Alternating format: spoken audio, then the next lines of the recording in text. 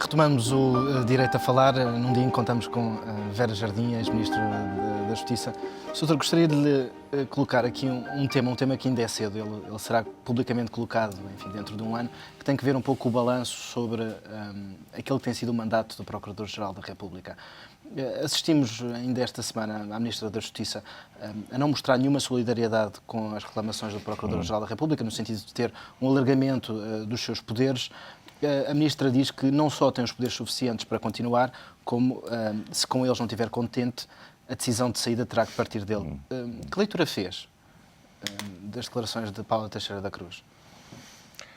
Olha, eu acho que a Sra. Ministra também está a falar umas notas acima daquilo que seria adequado falar, porque meter esses ruídos no funcionamento do sistema, sobretudo no que diz respeito a um cargo como o Procurador-Geral da República, não é positivo. Ele fica fragilizado. Claro que fica. Eu acho, sabe, não há cargo, porventura, mais difícil. É claro que isto diz-se muitas vezes a propósito de muitos outros cargos. Diz, o Diretor Nacional da Polícia Judiciária, ouvimos o mesmo. O Ministro das Finanças no momento de crise. Também, coitado, também tem, e a Polícia Judiciária. Mas eu acho que não há cargo mais difícil, talvez hoje em Portugal, do que o cargo de Procurador-Geral da República. Porque o que sabemos, pela mediatização de muitos processos criminais, enfim, sobretudo aqueles que envolvem pessoas com poder, quer sejam políticos, quer sejam agentes nas do últimas mundo semanas, económico, etc. dois casos. Estamos a assistir a isso continuamente, não é? Ou quase continuamente. É porque não acusou, é porque deixou de acusar, é porque o processo demorou, é porque saíram notícias cá para fora que não deviam ter saído, etc. E, portanto, é uma pessoa que está sempre no centro do furacão mediático. E, portanto, é muito difícil. Ao ter a Ministra da Justiça a fragilizá-lo, como diz... Pior ainda. Mas sabe, também é um dos que fala demais. E quem fala demais, a meu ver, às vezes fala mal. Porque quem fala menos e se protege um pouco mais, tem menos possibilidades de dizer coisas que não devia ter dito.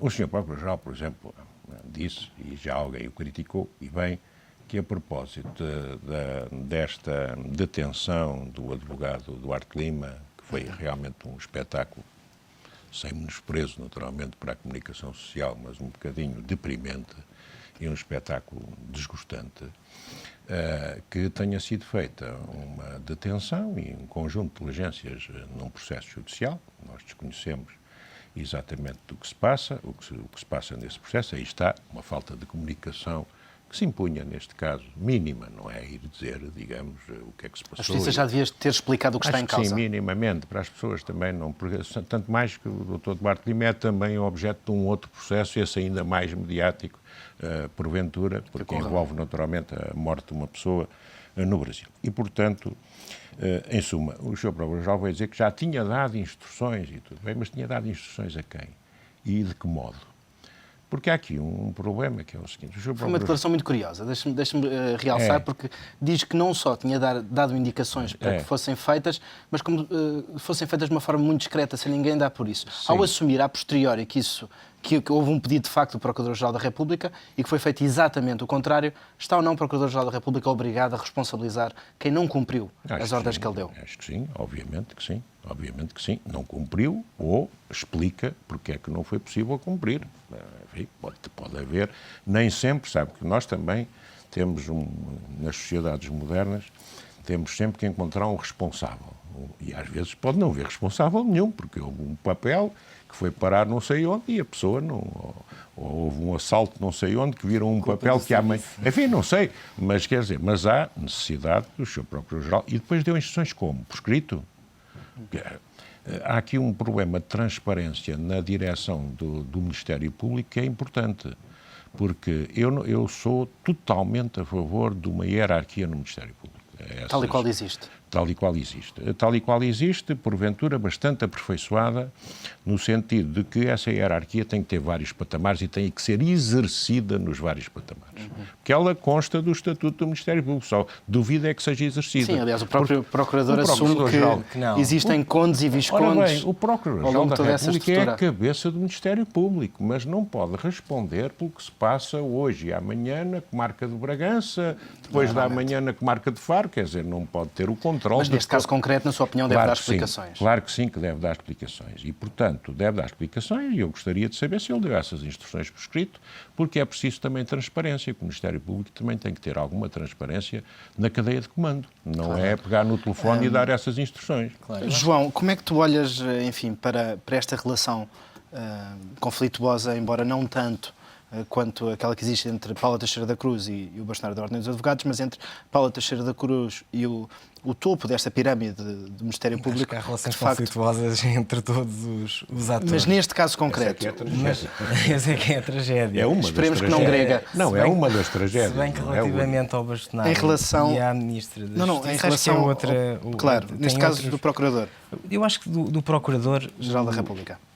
Relativamente ao Procurador, eu tenho uma boa impressão deste Procurador-Geral da República. Acho que é um excelente magistrado. Aliás, como também tenho acho que o Presidente do Supremo Tribunal de Justiça é um homem de uma craveira intelectual excepcional. De facto, existe um problema, às vezes, de comunicação e de excesso, porque não tenho dúvidas que são homens absolutamente brilhantes e íntegros no desempenho das suas funções. Eu acho que o problema do Ministério Público, a meu ver, são dois. Primeiro, que já referiu aqui o Dr. Vera Jardim, hierarquia. Não é respeitada na prática, deve existir. E depois existe outro, na minha opinião, que tem a ver com, e eu acho que isso aí devia-se modificar o Estatuto do Ministério Público, tem a ver com a forma como ele está organizado até territorialmente e na prática e funcionalmente. E isto porquê? Porque o Ministério Público hoje em dia está sempre acoplado, está junto ao Tribunal, está no DIAP, está ali perto do Tribunal de Instrução Criminal. Se está nos juízes criminais, estão outros procuradores que não os mesmos junto aos juízes criminais e, portanto, está sempre preso fisicamente. E isso tem influência? É isso que de facto tem, eu acho que tem diferença? influência em várias situações.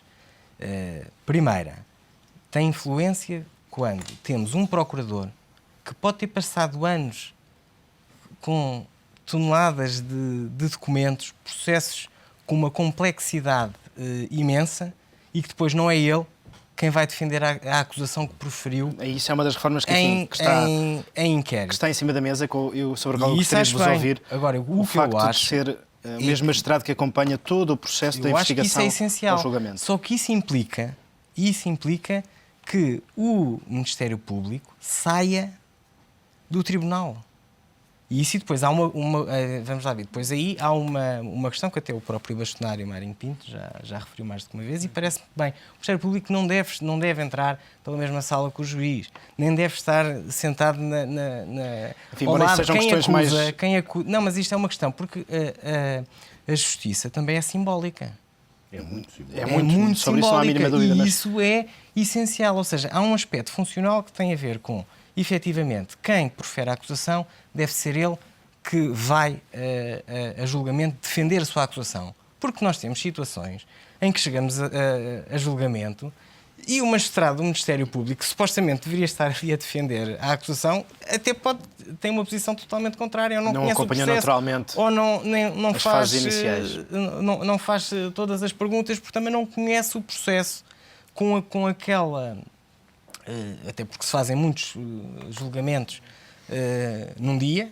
sim, muitos deles com muita informação. Aliás, a produção de um juiz no Tribunal Criminal é capaz de produzir uma dezena, não digo, não chego, mas uma mão cheia de sentenças por dia. Não estou a falar, é evidente, destes mega processos. Claro. Mas a produção é imensa.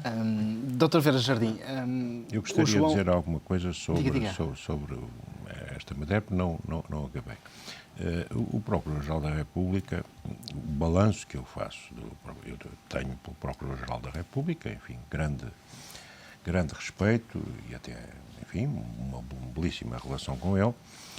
Ele queixa-se, tem-se queixado, isso é público, que não tem poderes, ficou célebre a frase dele, que tinha menos poderes da Rainha de Inglaterra. Eu acho que o problema não é tanto da estrutura do Ministério Público.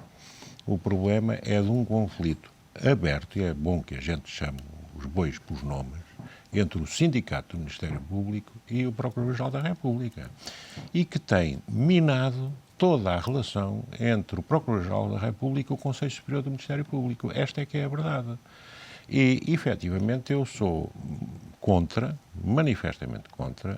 Isso no tempo em que eu tive responsabilidades não existia, o Procurador-Geral da República era outro também, com outro perfil, mas a verdade é que não se trata do poder que vem da lei, da estrutura do Ministério Público, para o Procurador-Geral da República. Eu concordo com a existência do Conselho Superior do Ministério Público, mas manifestamente não concordo com um domínio sindical, digamos, e com o uso do Conselho Superior do Ministério Público para o desgaste permanente do Procurador-Geral da República. O Sindicato do Ministério Público deve acabar, na sua opinião? Não, não deve acabar, mas os sindicatos servem para defender os interesses dos seus membros.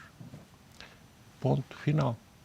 E o que tem acontecido em Portugal, e a Ordem não é um sindicato, a Ordem é uma coisa diferente, a Ordem é uma estrutura pública. Mas no sindicato dos juízes e o Presidente do Supremo também acaba por ser também, um pouco porque idêntico. os sindicatos têm, a meu ver, os sindicatos de magistrados têm manifestamente, e não é só em Portugal, noutros países isso tem acontecido, têm manifestamente extravasado das suas funções.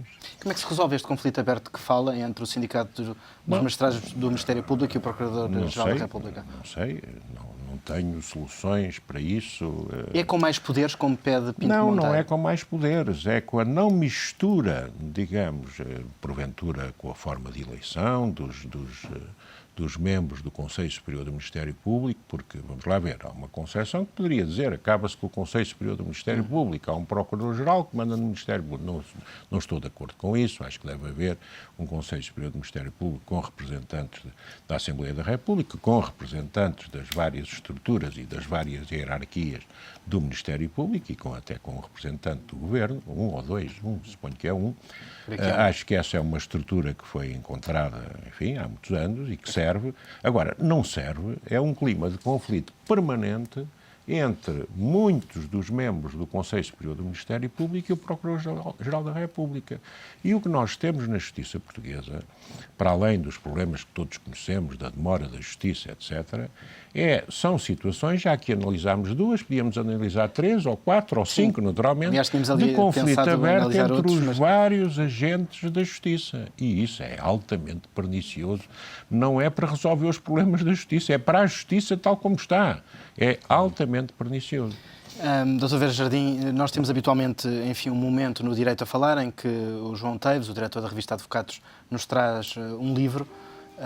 João, o livro desta semana... Chama-se Les Avocats, Identité, Culture et Devenir. É um livro de um professor francês de Paris, que é o Louis Assier-Andrieux, e que, como o próprio nome indica, tem aqui um ensaio sobre a profissão, as suas matrizes, as suas origens e qual é que poderá ser o futuro da mesma. É muito interessante porque analisa a importância do fenómeno da economia, como é que o fenómeno da economia e da imposição da economia sobre o político também chegou aos advogados e a influência que isso tem relativamente à bipolarização, digamos, entre um advogado de negócios e um advogado tradicional de barra,